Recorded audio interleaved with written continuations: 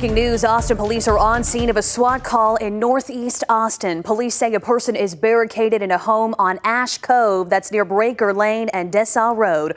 Police are asking people to avoid the area. We have our reporter Jessica Chaw out at the scene, and I believe we're about to head right into a presser with Austin police for the latest on that. So let's try to send it over there now.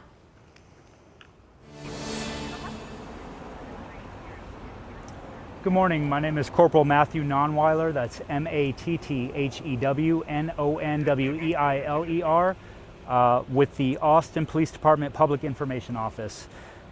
This morning at about 3:15 a.m., 911 received a call from a female complainant who stated that her father wanted to kill himself, that he was armed with a handgun, that he had already fired that handgun, and that those shots, or at least that shot, almost hit a member of the household.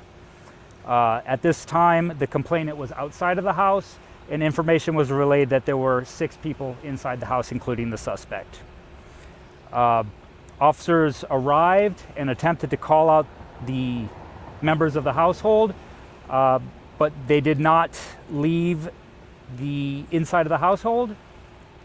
At approximately 5:23, one subject who was not the suspect came out of the house.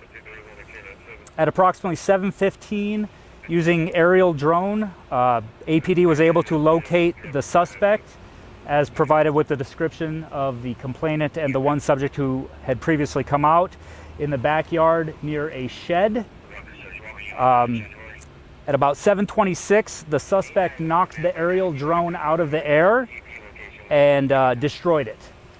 The address is in a cul-de-sac in a heavily wooded area, so it was very difficult for Austin police to keep 360 visual of the address.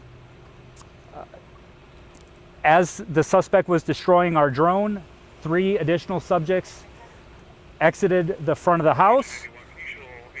So at this time we're running on the knowledge that there was a suspect and 1 additional person inside. And further, we were operating on the belief that the suspect was inside that shed. At approximately 8:30, SWAT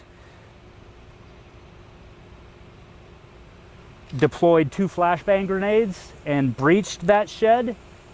And at approximately 8:55, they recovered a male from the shed who was not our suspect, but the additional subject and indeed the original victim that was alleged to have been shot at. We then were operating under the belief that the subject was inside the house. The windows were breached, tear gas was deployed, and eventually the residence was cleared and the male suspect was not located inside.